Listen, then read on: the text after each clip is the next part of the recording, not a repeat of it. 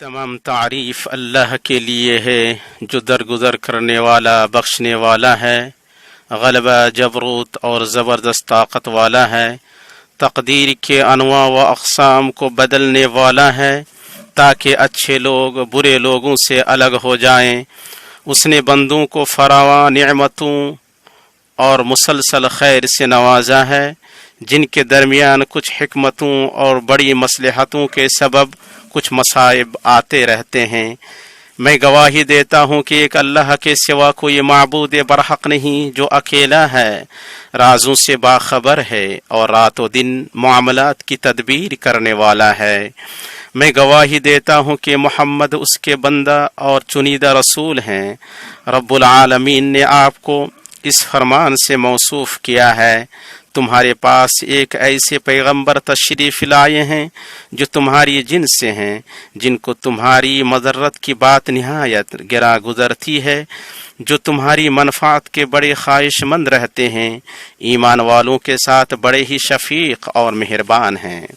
اللہ درود و سلام نازل فرمائے آپ پر، آپ کے اہل خانہ، صحابہ اور چنیدہ فرما برداروں پر، جنہوں نے بھلائی کرنے اور حق کی نشر اشاعت میں شاندار مثالیں قائم کی اور وہ افضل ترین نیکوکاروں میں سے تھے۔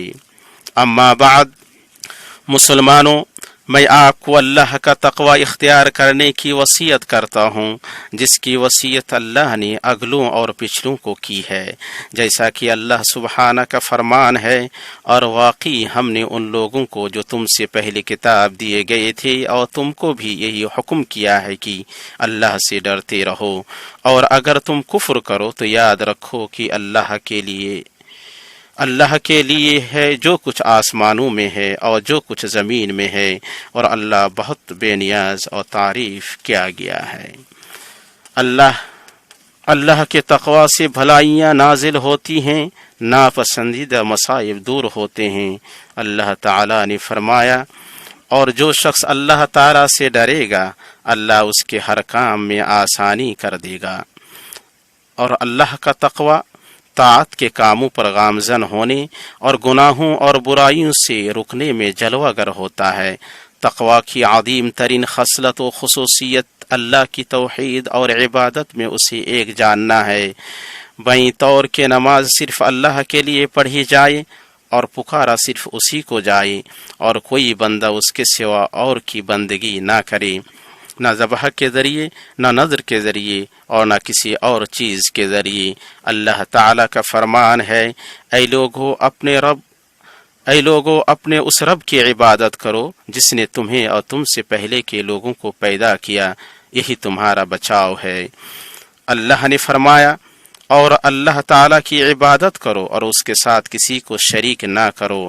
نیز اللہ نے فرمایا، یہ ہے اللہ تعالیٰ تمہارا رب، اس کے سوا کوئی عبادت کے لائق نہیں، ہر چیز کا پیدا کرنے والا ہے، تو تم اس کی عبادت کرو، اور وہ ہر چیز کا کارساز ہے۔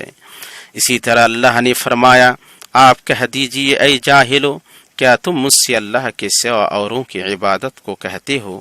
یقیناً تیری طرف بھی اور تجھ سے پہلے کے تمام نبیوں کی طرف بھی وحی کی گئی ہے کہ اگر تو نے شرک کیا تو بلا شبہ تیرا عمل ضائع ہو جائے گا، اور بالیقین تو ضیاء کاروں میں سے ہو جائے گا، بلکہ تو اللہ ہی کی عبادت کر اور شکر کرنے والوں میں سے ہو جا۔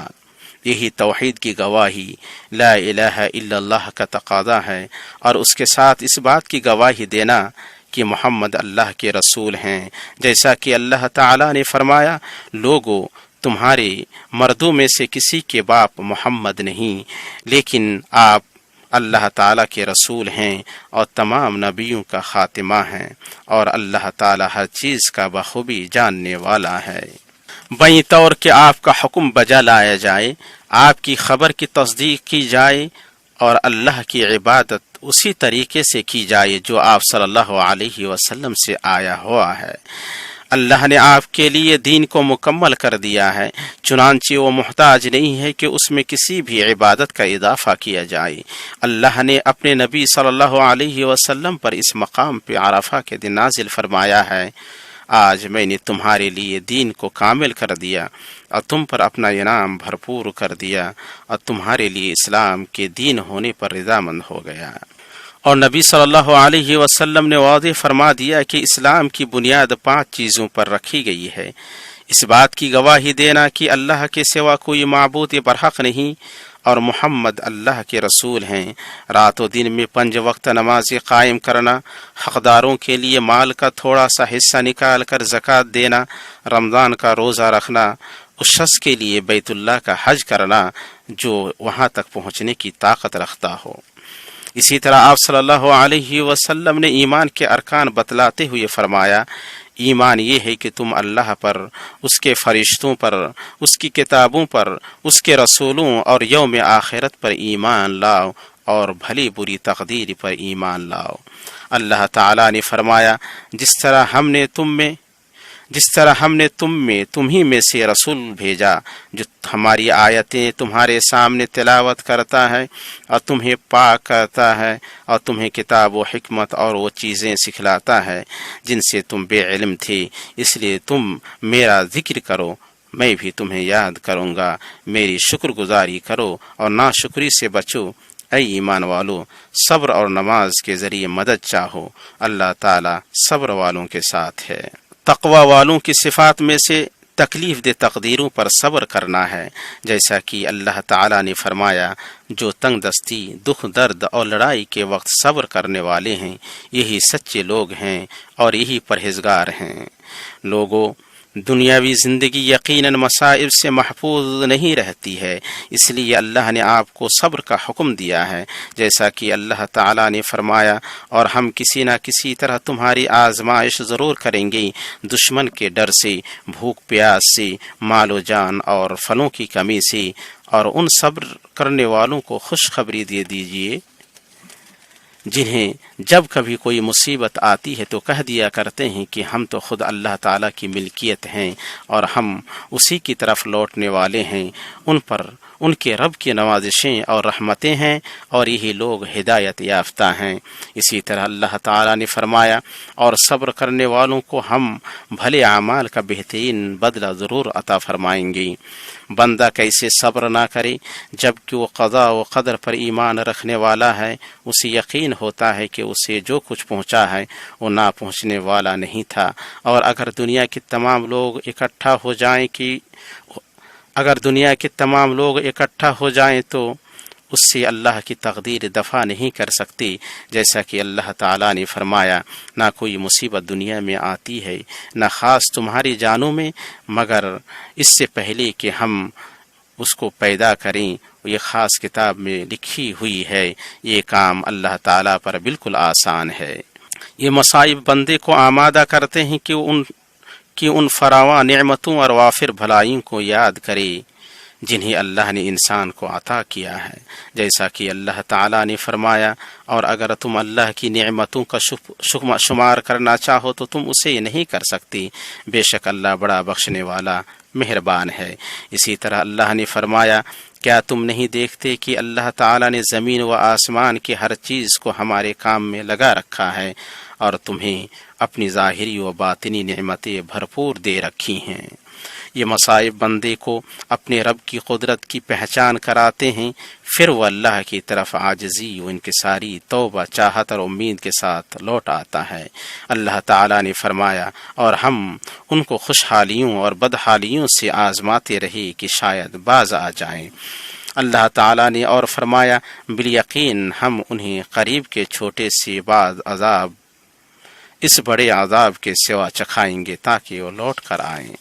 نیز اللہ تعالیٰ نے فرمایا، اور ہم نے اور امتوں کی طرف بھی جو کہ آپ سے پہلے گزر چکی ہیں پیغمبر بھیجے تھے، سو ہم نے ان کو تنگ دستی اور بیماری سے پکڑا تاکہ وہ اظہار عجز کر سکیں۔ اسی طرح اللہ تعالیٰ نے فرمایا، اے لوگو تم اللہ کے محتاج ہو اور اللہ بے نیاز خوبیوں والا ہے۔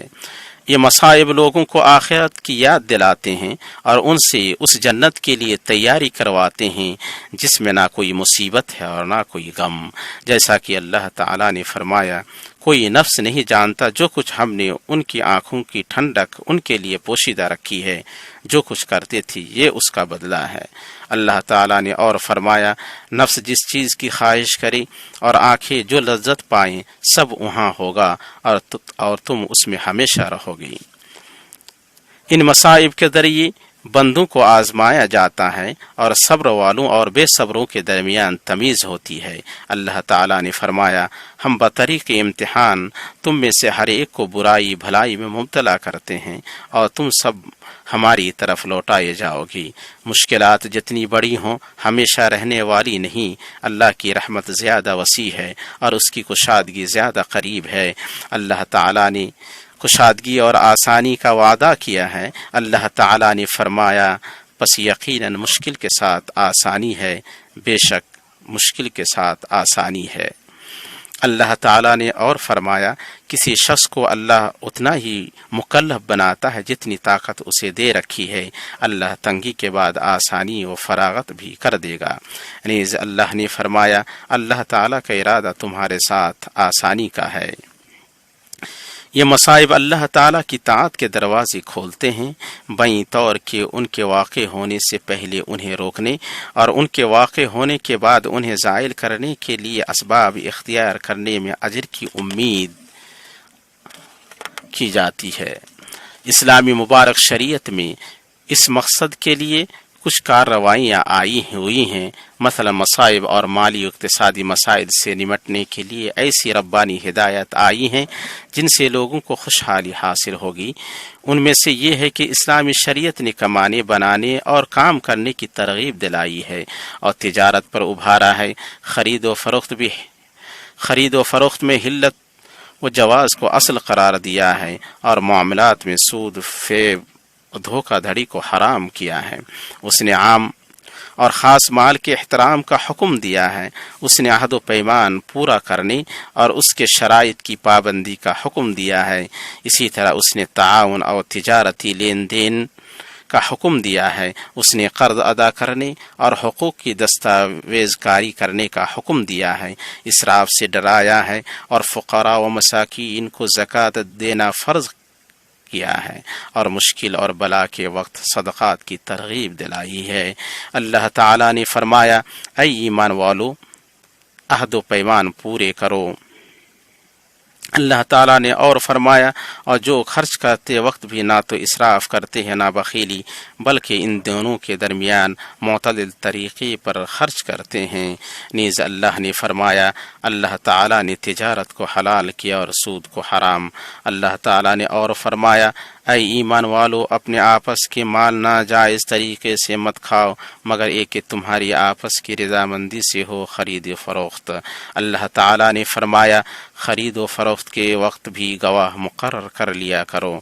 اور اللہ تعالیٰ نے جنت کے بارے میں فرمایا، وہ پرہیزگاروں کے لیے تیار کی گئی ہے جو لوگ آسانی میں سختی کے موقع پر بھی اللہ کے راستے میں خرچ کرتے ہیں۔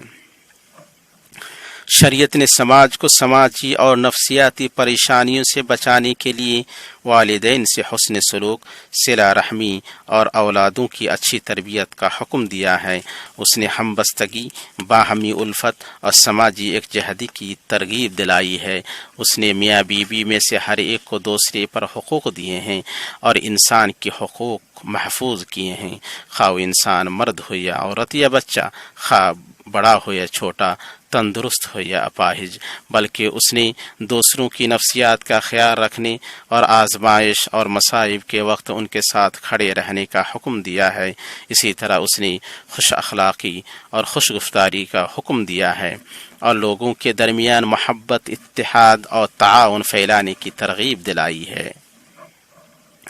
اللہ تعالیٰ نے فرمایا، اور تیرا پروردگار صاف صاف حکم دے چکا ہے کہ تم اس کے سوا کسی اور کی عبادت نہ کرنا اور ماں باپ کے ساتھ احسان کرنا، اگر تیری موجودگی میں ان میں سے ایک یا یہ دونوں بڑھاپے کو پہنچ جائے تو ان کے آگے اف تک نہ کہنا، نہ انہیں ڈانٹ ڈپٹ کرنا، بلکہ ان کے ساتھ ادب و احترام سے بات چیت کرنا اور عاجزی اور محبت کے ساتھ ان کے سامنے تواضع کا بازو پست رکھے رکھنا اور دعا کرتے رہنا کہ اے میرے پروردگار ان پر ویسے ہی رحم کر جیسا انہوں نے میرے بچپن میں میری پرورش کی ہے۔ اللہ تعالیٰ نے اور فرمایا، اور میرے بندوں سے کہہ دیجیے کہ وہ بہت ہی اچھی بات منہ سے نکالا کریں۔ نیز اللہ نے فرمایا، ان کے ساتھ اچھے طریقے سے بود و باش رکھو، گو تم انہیں ناپسند کرو لیکن بہت ممکن ہے کہ تم کسی چیز کو برا جانو اور اللہ تعالیٰ اس میں بہت ہی بھلائی کر دی۔ اسی طرح اللہ تعالیٰ نے فرمایا، اللہ تعالیٰ عدل کا، بھلائی کا اور قرابت داروں کے ساتھ سلوک کرنے کا حکم دیتا ہے اور بے حیائی کے کاموں، ناشائستہ حرکتوں اور ظلم و زیادت سے روکتا ہے۔ وہ خود تمہیں نصیحتیں کر رہا ہے کہ تم نصیحت حاصل کرو۔ اور اللہ تعالیٰ نے فرمایا، اور رشتہ داروں کا اور مسکینوں اور مسافروں کا حق ادا کرتے رہو اور اسراف اور بیجا خرچ سے بچو۔ اسامہ بن شریک نے کہا، میں نے رسول اللہ صلی اللہ علیہ وسلم کو حجۃ الوداع میں دیکھا کہ آپ خطبہ دیتے ہوئے فرما رہے تھے، تم اپنے ماں باپ کو دو، اپنی بہن اور بھائی کو دو، پھر تم سے جو قریب تر ہے اسے دو۔ سیاست اور سلامتی سے متعلق موضوعات کے بارے میں شریعت ایسی کارروائیاں لے کر آئی ہے جو شہروں اور بندوں کی سلامتی اور استحکام کا سبب ہیں، جو انہیں اپنی ذمہ داریاں ادا کرنے اور کاموں کو انجام دینے پر قادر کرتی ہیں۔ شریعت حقوق کی حفاظت اور خون اور مال کے تحفظ کی تعلیم لے کر آئی ہے۔ اس نے دوسروں پر ظلم کرنے اور انہیں تکلیف دینے کو حرام کیا ہے۔ اس نے نزاعات بھڑکانے سے روکا ہے، دہشت گردی کو غذا فراہم کرنے سے منع کیا ہے، زمین میں فساد مچانے سے روکا ہے، فتنوں کے اسباب سے دور رہنے کا حکم دیا ہے، گھات میں لگے دشمنوں کی بات نہ سننے کی تاکید کی ہے۔ اس نے قوانین کی پابندی اور غیر معصیت میں حکمرانوں کی اطاعت کا حکم دیا ہے۔ اس نے عدل کا، مفادات کے حصول اور برائیوں کو روکنے کا حکم دیا ہے۔ اس نے صلح اور اصلاح کا حکم دیا ہے۔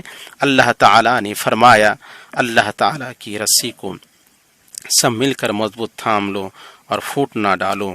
اللہ تعالیٰ نے فرمایا، جو لوگ ایمان رکھتے ہیں اور اپنے ایمان کو شرک کے ساتھ مخلوط نہیں کرتے، ایسو ہی کے لیے امن ہے اور وہی راہ راست پر چل رہے ہیں۔ نیز اللہ نے فرمایا، اللہ تعالیٰ تمہیں تاکیدی حکم دیتا ہے کہ امانت والوں کی امانتیں انہیں پہنچاؤ، اور جب لوگوں کا فیصلہ کرو تو عدل و انصاف سے فیصلہ کرو، یقیناً وہ بہتر چیز ہے جس کی نصیحت تمہیں اللہ تعالیٰ کر رہا ہے۔ بے شک اللہ تعالیٰ سنتا ہے، دیکھتا ہے۔ اے ایمان والو، فرما برداری کرو اللہ تعالیٰ کی اور فرما برداری کرو رسول کی اور تم میں سے اختیار والوں کی۔ پھر اگر کسی چیز میں اختلاف کرو تو اسے لوٹاؤ اللہ تعالیٰ کی طرف اور رسول کی طرف، اگر تمہیں اللہ تعالیٰ پر اور قیامت کے دن پر ایمان ہے، یہ بہت بہتر ہے اور باعتبار انجام کے بہت اچھا ہے۔ اللہ تعالیٰ نے فرمایا، اور اگر مسلمانوں کی دو جماعتیں آپس میں لڑ پڑیں تو ان میں میل ملاپ کرا دی۔ اسی طرح اللہ نے فرمایا، یاد رکھو سارے مسلمان بھائی بھائی ہیں، بس اپنے دو بھائیوں میں ملاپ کرا دیا کرو اور اللہ سے ڈرتے رہو تاکہ تم پر رحم کیا جائے۔ نبی صلی اللہ علیہ وسلم نے حج کے خطبے میں فرمایا، تم جان لو کہ تمہارا خون، تمہارا مال اور تمہاری آبرو تم پر ویسے ہی حرام ہے جیسے آج کا یہ دن تمہارے اس مہینے اور تمہارے اس شہر میں حرام ہے۔ تم میرے بعد دوبارہ کافر نہ ہو جانا کہ ایک دوسرے کی گردن مارنے لگو۔ پھر آپ صلی اللہ علیہ وسلم نے انہیں سم و طاعت کا حکم دیتے ہوئے فرمایا، اے لوگو، بے شک اللہ نے ہر حقدار کو اس کا حق ادا کر دیا، بے شک اللہ نے ہر حقدار کو اس کا حق دے دیا ہے۔ پھر فرمایا، تم اپنے رب کی عبادت کرو، اپنی 5 نمازیں پڑھو، اپنے مہینے کے روزے رکھو، جب تمہیں حکم دیا جائے تو فرما برداری کرو، اپنے رب کی جنت میں داخل ہوگی۔ جہاں تک صحت کا پہلو ہے تو شریعت کچھ ایسی تعلیمات لے کر آئی ہے جو صحت کی حفاظت اور جسموں کی سلامتی کے سبب ہیں۔ ان میں سے یہ ہے کہ اس نے پاکیزگی اور صفائی ستھرائی کا حکم دیا ہے، اس نے ماحول پاک صاف رکھنے کا حکم دیا ہے اور خوشگوار کھانا کھانے کا حکم دیا ہے اور نقصان دہ کھانے سے منع کیا ہے۔ بیماریوں اور وباؤں کے پھیلاؤ سے سماجوں کو بچانے کے لیے اس نے کئی طریقے مقرر کیے ہیں۔ اللہ تعالیٰ نے فرمایا، اے ایمان والو، جب تم نماز کے لیے اٹھو تو اپنے منہ کو اور اپنے ہاتھوں کو کوہنیوں سمیت دھو لو، اپنے سروں کا مسح کرو اور اپنے پاؤں کو ٹخنوں سمیت دھو لو، اور اگر تم جنابت کی حالت میں ہو تو غسل کر لو۔ اللہ تعالیٰ نے اور فرمایا، اپنے کپڑوں کو پاک رکھا کر، اور اللہ تعالیٰ نے فرمایا، اور جب میں بیمار پڑ جاؤں تو مجھے شفا عطا فرماتا ہے۔ اور اللہ تعالیٰ نے نبی صلی اللہ علیہ وسلم کا وصف بیان کرتے ہوئے فرمایا، اور پاکیزہ چیزوں کو حلال بتاتے ہیں اور گندی چیزوں کو ان پر حرام فرماتے ہیں۔ اور نبی صلی اللہ علیہ وسلم نے فرمایا، اللہ کے بندو، تم علاج کراؤ، کیونکہ کوئی بیماری نہیں مگر اس کی دوا ہے۔ نیز آپ صلی اللہ علیہ وسلم نے فرمایا، تم کوڑ زدہ سے ویسے ہی بھاگو جیسے شیر سے بھاگتے ہو۔ آپ صلی اللہ علیہ وسلم نے فرمایا، صحت مند اونٹ بیمار اونٹ کے پاس نہ لایا جائے۔ آپ صلی اللہ علیہ وسلم نے اور فرمایا، جب کسی جگہ میں تعاون کے بارے میں سنو تو وہاں نہ جاؤ، اور جب کسی جگہ تعاون واقع ہو جائے تو تم وہاں ہو تو وہاں سے نہ نکلو۔ جلدی منتقل ہونے والی اور تیز متاثر کرنے والی وباؤں اور بیماریوں کے وقت آمد و رفت سے روکنے والی حدیث نبوی پر عمل کرتے ہوئے امسال مملکت سعودی عرب نے مملکت میں موجود مختلف ممالک کے افراد کی ایک محدود تعداد کے ساتھ شعیرہ حج قائم کرنے کا حکیمانہ فیصلہ کیا ہے۔ وہ شعیرہ حج اس صحت مند شکل میں قائم کرنے کی حریص ہے کہ بچاؤ و احتیاط اور سماجی دوری کے تقاضے پورے ہوں، تاکہ انسان کی سلامتی کو یقینی بنایا جا سکے، وبا کے خطرے سے اسے بچایا جا سکے، اور انسانی نفس کی حفاظت کے سلسلے میں اللہ کے حکم سے شریعت کے مقاصد پورے ہو سکیں۔ اسی طرح تمام مسلمانوں کا مثبت کردار قابل قدر ہے کہ انہوں نے حکومت کی ان کارروائیوں کو تسلیم کیا جو حکومت نے اس وبا کے پھیلاؤ سے ان کی حفاظت اور مکہ و مدینے کی حفاظت کے لیے اختیار کی ہیں۔ اللہ خادم حرمین شریفین شاہ سلمان بن عبدالعزیز، ان کے ولی عہد امین محمد بن سلمان اور ارکان حکومت کو ان کوششوں پر بہترین بدلہ عطا فرمائے جو حرمین شریفین کی خدمت اور حفاظت کے لیے صرف کر رہے ہیں۔ اے اللہ، تو ان کی کوششوں میں برکت دی، ان کے ثواب کو دو چند فرما، اور ہر اس شخص کے شر سے انہیں محفوظ رکھ جو ان کا برا چاہے۔ اسی طرح مومن ان کے لیے دعا کر کے تقرب حاصل کرتا ہے۔ مومن اپنے نفس کے لیے، اپنے قرابت داروں کے لیے، اپنے ملک کے لیے اور عام مسلمانوں کے لیے دعا کرتا ہے۔ جو اپنے بھائی کے لیے غائبانہ دعا کرے، اللہ اس کے لیے ایک فرشتہ لگا دیتا ہے جو کہتا ہے آمین، اس جیسی تمہارے لیے بھی ہو۔ خصوصاً ان شریف جگہوں میں میدان عرفہ پہ اس فضیلت والے زمانے میں رسول اللہ صلی اللہ علیہ وسلم نے فرمایا، کوئی دن ایسا نہیں ہے جس میں اللہ تعالیٰ بندے کو عرفہ کے دن سے زیادہ آزاد کرتا ہو، بے شک وہ قریب ہوتا ہے، پھر انہیں لے کر فرشتوں پر فخر کرتا ہے۔ اسی لیے حجاج کے لیے عرفہ کے دن روزہ نہ رکھنا مستحب ہے، تاکہ وہ زیادہ سے زیادہ ذکر و دعا کر سکیں، جیسا کہ نبی صلی اللہ علیہ وسلم نے کر دکھایا ہے۔ آپ نے عرفہ میں خطبہ دیا، پھر بلال کو حکم دیا، انہوں نے اذان دی، پھر اقامت کہی۔ آپ نے قصر کے ساتھ 2 رکعت ظہر پڑھی، پھر اقامت کہی، اور آپ نے قصر کے ساتھ 2 رکعت عصر پڑھی۔ پھر آپ صلی اللہ علیہ وسلم نے اللہ کا ذکر اور اللہ سے دعا کرتے ہوئے عرفہ میں وقوف کیا، یہاں تک کہ سورج کی ٹکیا غائب ہو گئی۔ پھر مزدلفہ کی طرف روانہ ہوئے، وہاں مغرب کی نماز 3 رکعت اور عشاء کی 2 رکعت جمع و قصر کے ساتھ پڑھی۔ آپ نے مزدلفہ میں رات بتائی اور وہاں فجر کی نماز پڑھی۔ پھر آپ صلی اللہ علیہ وسلم نے اللہ سے دعا کی یہاں تک کہ خوب اجالا ہو گیا۔ پھر آپ صلی اللہ علیہ وسلم منا کے لیے روانہ ہوئے۔ جمرہ عقبہ کو 7 کنکریاں ماری۔ آپ صلی اللہ علیہ وسلم نے اپنی قربانی کے جانور ذبح کیے، سر منوایا، پھر کعبہ کا طواف افاضہ کیا۔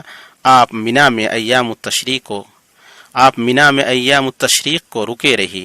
آپ 3 دن تک اللہ کا ذکر کرتے رہے اور کنکریاں مارتے رہے۔ جب آپ اپنے حج سے فارغ ہو گئے اور سفر کا ارادہ کیا تو بیت اللہ کا طواف کیا۔ اس سال ہم حاجیوں اور ان کے معاونین کو تاکید کرتے ہیں کہ وہ ان کی حفاظت کے لیے اختیار کی گئی احتیاطی تدابیر کی پابندی کریں۔ مومنوں، جن عظیم ترین چیزوں سے بھلائیاں اور نعمتیں حاصل کی جاتی ہیں اور جن سے مصائب اور مشکلات دور کی جاتی ہیں، ان میں سے اللہ تعالیٰ سے دعا ہے۔ اللہ تعالیٰ نے دعا کرنے والوں سے قبولیت دعا کا وعدہ کیا ہے۔ اللہ تعالیٰ نے فرمایا، اور تمہارے رب کا فرمان ہے کہ مجھ سے دعا کرو، میں تمہاری دعاؤں کو قبول کروں گا۔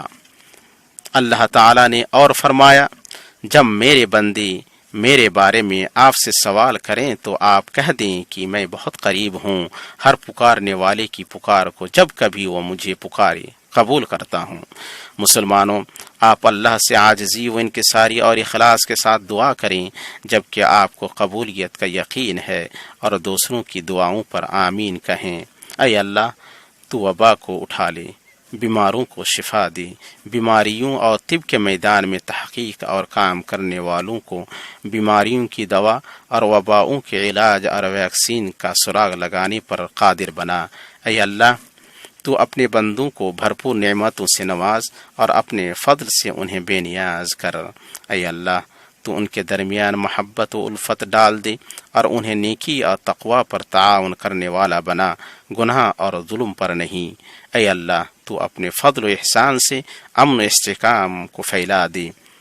سبحان ربک رب العزت عما یصفون وسلام علی المرسلین والحمد للہ رب العالمین وصلی اللہ وسلم علی رسول